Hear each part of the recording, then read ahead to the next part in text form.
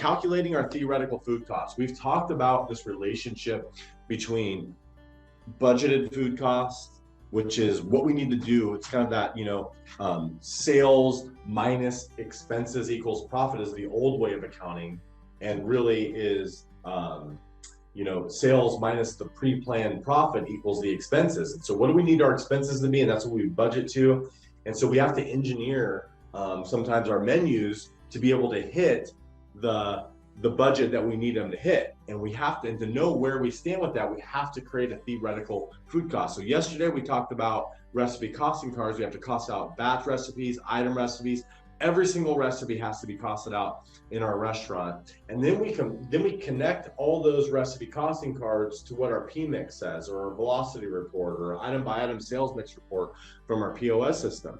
And that tells us that, like, let's say if I had, a burger and I do the recipe costing card on it and it says $3.15 is what this burger cost me, and I sold 100 of those burgers, then the theoretical food cost of those 100 burgers we sold would be $315, right? So I should have spent $315. And so a lot of times what we'll do is, if a restaurant's doing really well, they'll be within 1%. Their actual food costs will be within 1% of theoretical food costs if they're doing an amazing job. And one time, and I can always tell, one time I had a client, they had me out, and we're getting that, like, hey Fred, we have all of our recipe costing cards done, we're good to go, we're just really ready to take this to the next level. And I look and I'm like, man, you guys are amazing. Your actual food, your theoretical food cost is coming out to be 30%, and your actual food cost is like 30.5%. This is amazing. This is really good. You're really, really close on that. And so we get out there, and if I see a restaurant that's running within a half a point of actual food cost to the theoretical food cost, when I walk in, I will expect to see portioning bags, things portioned out, ladles, scoops, to go in the walk-in and see everything labeled in its place, everything rotated properly, everything, no things going bad on the shelf, clean floors, just super organization to where all our product is very visible. All of our product is stored in containers that it's not going to be, going bad in. We're going to extend the shelf life and make it to where it's very best. The line is running organized, and we're ladling sauces, and we're measuring lettuce that goes in the salads, and all of that would have to be happening. And I walk in and this place is not showing any of those things. And so I immediately know, because of that their recipe costing cards are not accurate. And lo and behold, we go down, and because I can look around and tell just by physically being in there that, hey, the reason that we're so close is because chef was padding the recipe costing cards, because she knew the process. She'd been learning what we do, and she was going through this.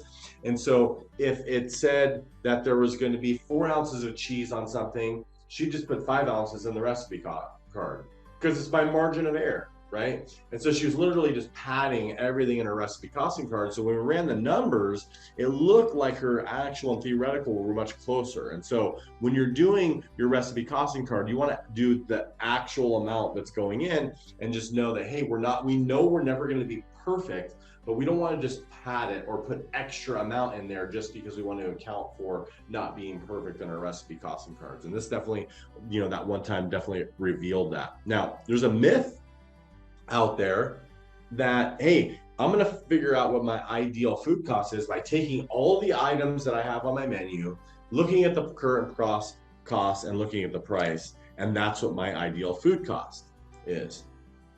And that's not true. We have to take in the velocity of each sold. So I have to take into, if I'm, this is a simple menu, it's not a real menu, but if I I got to take into the fact that I sold 100 BLTs and, 200 breasts of turkeys and, 50 grilled cheese and all the different items in there.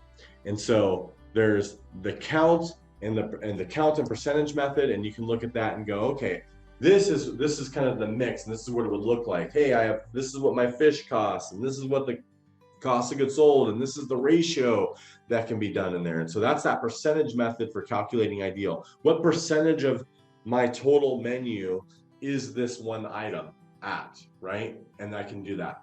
Now, the best way is the count method. This is what I talked about. This is where we export your, we either export or connect to your POS system, and we know how many units, so that units sold column in there is where we're at. So you have, hey, I sold 72 French fries, 50 fried zucchini, and 38 wings. Here's how many salads I sold. And we connect that to the current cost, and we add it all up to where all the way at the bottom. In this count method, we're looking at a 24.25% ideal food cost. And we got to understand the relationship with it. So if I'm looking at this and I know that my ideal cost is 24.25, I'm going to be setting my budgeted food cost, because I know that what's possible is going to be somewhere like 25.25%, right? So I'm not going to set my budget probably any lower than that until I can get really organized and do it.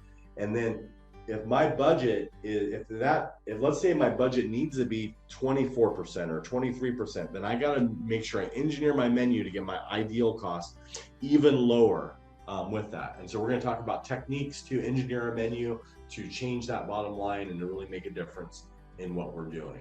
Okay. I had talked about, and some of the people here responded to, this actually triggered a lot of people out there, and I got a lot of people that were just angry about it, which I don't understand. But basically, it's like there's a social media thing going around that says, "Hey, red flags if you see this somewhere." Well, in the restaurant business, and when there's consultants out there, it's a red flag if you have anybody, or especially a consultant, tell you that your food cost should be 30%. There's this myth that goes around the industry that say my labor should be 30% and my food cost should be 30%, or my cost of goods sold and should be 30%, which is, 60 prime, which we can do better than that, as you've seen from the people that I had on, the testimonials that we have, and just the history and the targets that we set for your restaurant. But this triggered a lot of people as they said, hey, this is where I'm at. Some people understand it, some people don't, but when we look at it, this is kind of the principles behind it. When we look at a percentage, okay, we want to see it as a percentage of the overall menu. That's when we care about the percentage and look at the percentage. When it comes to individual items, we care more about cash contribution than we do about the percentages. You cannot take percentages to the bank. Cash contribution is where it's at. And so I have a couple of examples up here. We have a strip steak for $25.95 and a cheeseburger for $11, right? The cost of goods sold is $2.26 on the cheeseburger for a percentage of 20.55%, right? The strip steak in this example, it sells for $25.95. The cost of goods sold on it is $11.02. The cost of goods sold percentage on that one item is 42.47. A lot of gut reaction from people is to say, I don't want a 42% food cost, I want a 20% food cost, right? And there is that adage that says, okay, if I stick with my burger at the 20.55, right? Like we want a low percentage, right? And sometimes we got to engineer to go lower.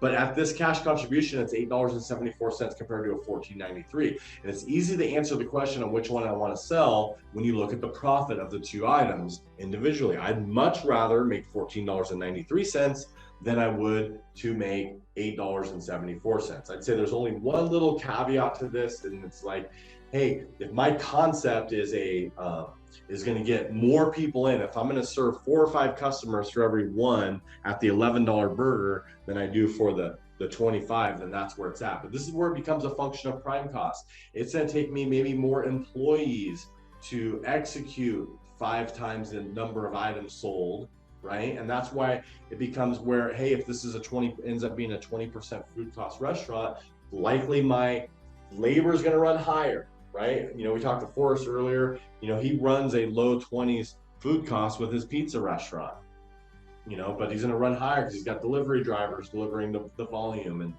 pizza by the slice with people walking by and people manning the counter to sell the pizza by the slice, and the more employees it takes to execute this. So we want to understand, though, the difference between the percentage and contribution, and the only time we really care about percentage is when calculating the whole entire food cost as a whole, rather than looking at individual items. When I look at the individual items, I want to sell my cash contributors more so, okay? We have, I'm not gonna actually jump into a demo of Menu Profit Generator, but we have the software within our system that connects to your POS system. You do your recipe costing cards in the system. They stay up to date with real-time pricing as your invoices go every week. It updates all your costs. These recipes are then connected to the item that's sold in your POS system, and it generates an ideal food cost. And my clients that are in it takes you a minute, which is why we have our 100-day onboarding for new clients to jump on. So it takes you a minute to get there, to get all of your recipe costing cards in there, get your product, get your inventories in there. It takes time to get there. But once we get here, we're running these reports weekly, and we know what our food costs should have been if we were perfect, and how well did we do with our actual food costs and compared to what with our theoretical or ideal food cost is. It helps us identify missing variables. We had one of our clients was on earlier today. He was talking about how he started to identify he was missing basically 3 cases of pepperoni. With the mapping of his modifiers, we were able to map it correctly with the POS system to our system, and those modifiers started counting. We were actually able to find 2.7 cases of that pepperoni, so that he knew exactly where his money was going and what the ideal, not only the ideal cost of these pizzas that were going out, but what is the ideal usage of the product that goes out with it, right? So when we know, and we do all this work of doing our recipe costing cards and pulling in the information, when we know the individual cash contribution, we can use the influence of category of the mix of the different categories, meaning like, here's my appetizer section. I'm not going to compare the cash contribution of an appetizer to what my entree is, going, hey, this $10 calamari, I'm not going to compare it to what the strip steak is, right? So I'm going to compare it to the other appetizers on what that cash contribution. So when I understand the category and the mix within that category, I can start to make great decisions. And I'm going to use price elasticity to make those great decisions. And what price elasticity means in economics is, the more price elastic an item means the higher demand, the more price elastic we have, right? So a lot of times you're going to have these signature items that are just amazing that people are going to want. And I like to tell a story. There's a local restaurant around here. Now, if you look at this, we have this category. This is an actual restaurant that we worked on. They had this whole section of rice bowls, and you could see that the #1 selling rice bowl was the chicken rice bowl, right? And so when looking at it and deciding to raise the price, people love the chicken rice bowl, and the demand on that chicken rice bowl gives us price elasticity with it, right? So even though they're charging $11 for the shrimp and salmon rice bowl, there's no reason that we can't raise the price on the chicken because of the higher demand on it and not charge $11 for that, regardless of what the percentage is to the bottom line on that. And there's a local restaurant around here, and I've helped people do this with lots of different recipes. We talked about the focaccia recipe and saving money in our restaurants with the focaccia recipes. We talked about we talked about chef-driven techniques to save on food costs yesterday. There's those techniques that we can use to drive the cost down. But another thing I've taught is people how to make fresh pretzels in their restaurant, right? And there's a local restaurant around here that did an amazing job of those fresh pretzels, and they do this melted beer cheese with these pretzel bites that people could share as an appetizer and dip into them. And I'll never forget, they started selling these at like $5 for an appetizer. It was kind of just like an extra add-on appetizer that they did. And the reason they were selling it for cheap is that it's bread and dough. And so I know that their cost of goods sold was extremely on it. And I know that out of the gate, they priced these pretzel bites based on how much they were costing them to put on the table, right? But what's happening is demand went up. So they went from $5 to $6 to $7. These same pretzel bites are like a $15 appetizer in their restaurant because they just kept going up on the price because they're so gosh darn good that people were just coming in and saying, bring me the appetizer, right? And so when we have these signature items and these things that people love in our restaurant, don't be afraid to look at the velocity or look at how well they're selling when we're looking at your menu mix and going, wow, this is the most popular item. It is amazing. I can charge more, not just based on what it's costing me to put out, but what the demand is on our menus, and how much people are loving that item and that they're willing to pay more for our great signature dishes that are in our restaurant. And it's really, really important to identify those dishes and charge not just for the raw products that we're selling, but that the skill and experience that you're providing people with the dishes that you're creating in your restaurants, okay? And charge appropriately for those things. We talked about the descending dollar report as well. We want to know, hey, what are we selling a lot of just by looking at our descending dollar report? And if we can adjust pricing based on things that we're selling more from our popularity, the popular items that we're buying are also going to be the popular items that are on there. And so we want to negotiate these prices down to create margin, and we can use a prime vendor agreement, and Chef Gino on our team can walk you through this process for our members. So we'll help you negotiate prime vendor agreements to get you the lowest prices possible. Our software tracks your prices so you can see the history and hold your vendors accountable to the pricing that they promise in these agreements. And that's something that another service that we provide with membership of Restaurant Systems Pro. Okay. When you have items that you're selling a lot, we want to track those items. And a lot of times these items can be just a simple clipboard system. If I know that I have an item I'm using a lot, if I have a variance on it, I'm going to track it daily. And we can do that in a key item report. Let's say French fries are an item that are being used a lot. We'll track it. The opening inventory of French fry portions on this is 100. We prepped 60 more, so we have 160 available to sell. The 100 we started with and the 60 more that we prepped. Then we run our POS report. It says that we sold 120. We should have 40 on the shelf. We count again at the end of the shift. There's only 32 there. What happened to the other 8 orders of fries that we portioned? Right? Start questioning. You're not going to do this with every item on your menu, but if we're having problems with certain items and we start identifying that, we turn the screws and we start to find it by the shift on how we're doing. We want to track via waste sheet. That is a blurry picture. I need to change that picture up. It's not your eyes, people. That picture is definitely blurry. I apologize for that. But it's an example of what a waste sheet can look like. The waste sheet is also in our software. You enter it in, and guess what? Our software knows how much everything costs. From the recipe of the item you write on your waste sheet to the item itself, our system knows how much it all costs. And so all you do is write it in there, you log it, and our system will add up the cost of it, right? And so it doesn't become this thing that nobody knows what we actually do with it. Everybody has this waste sheet. People go and write stuff on it, but whatever happens to it.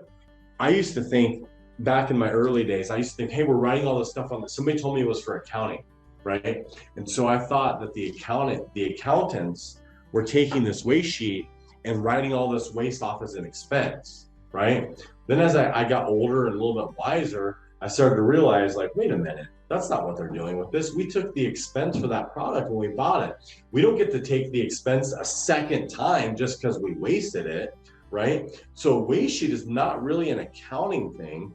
It's actually just a way to measure where we're falling short in our restaurant. If we have a certain chef that's messing up steaks. And so that's where we have a manager log for writing these things down, and you can actually search a database to say, hey, what's going on with these items, why are we wasting them, and if we're seeing trends with these certain things with wasting it. And then knowing the dollar value. So if I run an actual food cost of 26%, and my ideal is supposed to be 25%, well, I'm off by $200, well, if I go and look at my waste sheet and I'm off by 150 and I have $150 on the waste sheet, at least I know where $150 of the 200 is, and I can spend my time finding and searching and plugging up the holes in the boat by knowing exactly where they're at and what to go do to accomplish it.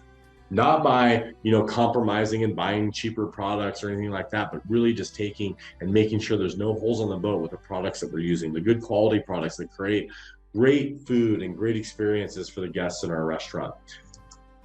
Okay. We want to deliver a wow experience. When we're able to create a great experience, price becomes irrelevant. And it's great customer service will help people just enjoy their experience. Yeah, but if you start messing up with the steps of service and overcooked food and all this stuff, now people are caring more about what they paid to be in your restaurant. So when we deliver that great experience, It's going to help us to make price not be a factor in our restaurant. Okay. We want to increase sales by having a contest. We want to have a top line mentality with a bottom line efficiency. That's what we say around here a lot. And a top line mentality is that top line of your P&L, which is your revenue, right? So we want to have a mentality of growing sales all the time while being efficient with our expenses. Sometimes if we get focused too much on cutting expenses, we forget about the experience and what goes in. That's where we make mistakes in running our restaurants. And I want to have a mentality of growing those sales, because like, let's say I'm consulting, right? And I'm a consultant for an insurance agency. And I walk into the insurance agency and I say, hey, everybody, we need to cut expenses here. So to cut expenses, all these insurance salesmen you have here, we're cutting them all, right? When it's like, that actually makes no sense at all. Why would I go and cut expenses? Just go and cut my whole sales force, right? That's how I'm generating revenue. And the same thing goes from your servers and your service staff. We don't want to be so cost centric or cost focused that we forget that our staff is generating sales, and we don't want to create long ticket times and bad experiences and inhibit our ability to generate sales by being too cost cutting heavy minded, if that makes sense, or heavy handed when it comes to it. You want to make sure that your staff has tried all of the items. You want to make sure that they've had everything. You don't want to have this thing where people come in and go, oh, how's the steak, right? And you may have it, let's say it's a vegetarian. You don't want them to answer, oh, well, I'm a vegetarian, I don't eat steak. It's be like, oh, they don't need to lie. They say, oh, that's very popular here, right? But if your staff is able to try all the food in the training, and they're new on, you want them to be able to try the food and make different dishes, and it may take a little bit of time as you're getting them on board with that. But if your staff is able to try the food, that's really good. They can really speak to the food. They can be sincere and authentic and be real salesmen when it comes to it. You know, we're all selling something, but when you're selling things with integrity and selling things with knowing that you're going to improve an experience, if I ask you if you'd like, you order a tequila, it's like, oh, would you like to try the top shelf tequila, right? It has a better finish. Am I just trying to get more money out of that person, or am I trying to provide them a better experience, right? And even for me too, I'm selling a software system, but my focus is improving your restaurant, improving your lives, and then the money will take care of itself, right? My goal is to get you far more out of your experience with Restaurant Systems Pro than what the cost is for you. And that's the same thing for your restaurant. You want to provide an experience that's far beyond what the cost of the food is and the cost of the experience for your guests, a multiple effect of that, right? And this is where, too, in making money and having an economic transaction, is a lot of people think, hey, if I'm making money, it means I'm taking money away from somebody else, right? When really here, we're providing an experience and exchanging money for it. So we're both lifted up in a proper economic exchange. Both parties are lifted up with getting what they need for what their wants and desires are, and then the exchange of money for that. It's not a trading like this, right? And so that's important to understand. Okay, have a feature on a board. Make sure you're one of the things that in fine dining that is a common practice is to have a thing called lineup or pre-shift. And I teach restaurants everywhere, I don't care if you're fine dining or not, the pre-shift is a really important thing. And that's a quick little meeting, 5-minute meeting. Here's items we're 86th on, these are the specials we're selling. And then have your staff practice verbally selling the items on your menu back to you, the daily specials back to you, so they can recite them easily and speak to them with sincerity and not just be a list of ingredients. Them selling well at the table makes the experience better. It's not me just trying to get more money out of a guest. It's we're providing experiences, and we want to be mindful about that. We talked about a signature item is going to give you price elasticity and allow you to charge more for it, right? We want to have desserts, and we want to have a tray to upsell and make them better. Those are actually a couple of my desserts. That was the strawberries were for a catering thing. That was a individual cheesecakes, the lemon cheesecakes that we did, and I had a chocolate macadamia and caramel truffle cake there with it. That just something that your servers can be excited about selling. And there's always this theory. Sometimes, right, we think, hey, I don't want to be selling desserts. I want to turn tables. I don't want to be having somebody sitting there and wasting time at a table. And you gotta weigh that as a restaurant owner. I like for you to always be thinking long term, not just how I make a buck now, but how do I create loyal fans that want to be a part, and making people feel comfortable and not making them feel rushed to leave your restaurant creates long-term relationships with your guests. And that's a really, really important thing to take into account, right? Sometimes we have people that we call them campers, right? Sometimes the campers are the best candidates to become your best customers in the future, your best guests, and those people that you create relationships with far into the future. Because guess what? They're camping in your restaurant because they love it. They love the environment. They love hanging out. Yes, they may be milking a cup of coffee or drinking water, but when they're enjoying time with their friend, that's when great experiences are created. And I want to talk about the experience. There's a couple things when it comes to experience that you have to be minded. And as a chef coming up, as a chef coming up in the industry, as I was hiring people, I was and am a very passionate person, especially about the experience, about food, about the restaurant industry. And I was hiring people to come and work for me. I wanted to find people that were equally as passionate as me, people that were dedicated to the experience, that were excited about food. I was from wine country in Sonoma County, so they were excited about the wine pairings, excited about the local farmers, excited about the environment that we created, wanting to be experts on which wineries they should visit and what their favorite wines were and how to talk about all that. So I wanted that to be created. And so my ego as a chef told me, hey, I'm gonna hire like-minded people and that are gonna help me create these emotional experiences. I learned in college that if we invoke emotion, then that emotion is what creates long-term memories, right? And so when we create emotion, we're gonna be able to connect our experiences and have those experiences go into our long-term memories. And when we do that, that's when you're gonna have the people go tell their 10 friends about your restaurant. That word of mouth will take off and it will grow your business, right? And so my ego told me that emotion was gonna come from my skills as a chef. That I was gonna create food that it was so good, people were gonna take a bite into it, close their eyes, and have an emotional experience over the art and the flavors that I combined and the wine pairings we created. And that's how we're gonna create emotional experiences. And so in my interview, I asked people, tell me about a food moment in your life that has had an impact on you that you will always remember. And I was expecting this chef, this many courses with this wine pairing at this restaurant. That's what my expectation was. That's what my ego told me what was gonna happen. But instead, when I asked the question, the answers I got were grandma's apple pie at Thanksgiving. I got a hot dog at the ballpark with my father, who I dearly miss.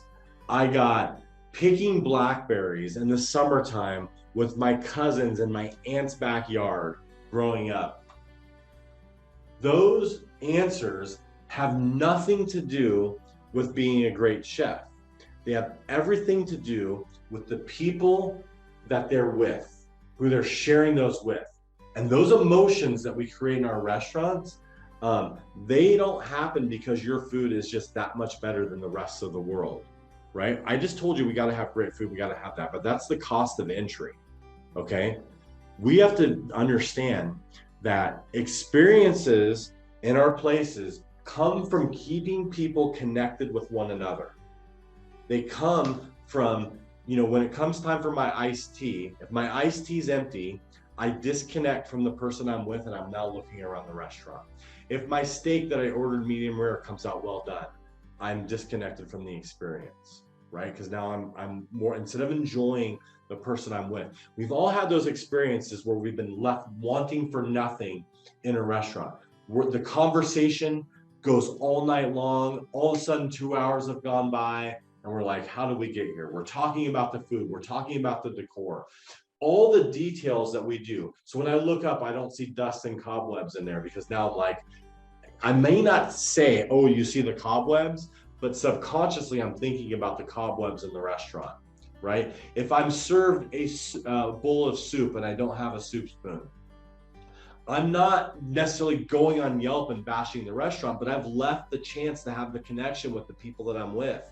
And the more that we can keep them connected, the more opportunity there is for a true emotional experience to happen in your restaurant is, right? If I'm on a date night and I have my wife on my arm, but we're walking in and I'm left looking around, where's the hostess? What do we do? Are we supposed to greet each other? We're having a conversation.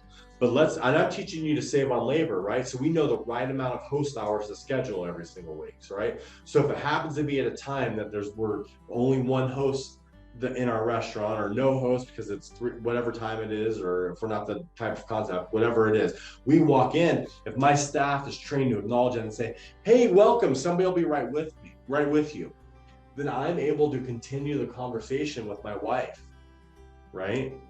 And so the whole goal of everything with steps of service and training is teaching young untrained workforce to keep all the steps of service in place and all these things that the guest needs so that they can stay connected. Because if I go to an untrained person that doesn't know about what I'm talking about, when I say, hey, table 25 has an empty iced tea, right? Without that perspective, they're like, what is Fred's problem? Why is he getting so upset that it's only an empty glass of iced tea? What the hell is his problem, right? But when we have a common mission and we know the goal, and they understand about keeping the guests connected to one another and leave our guests wanting for nothing. When I say it's an emergency, table 25 needs iced tea, we're on the same page and they understand where I'm coming from. And it's not just a glass of iced tea anymore.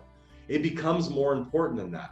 And we're not curing cancer, but we're providing great escapes and great experiences for people in their lives. There's a reason that they want to eat out. I could get a hot dog at a gas station to feed me, right?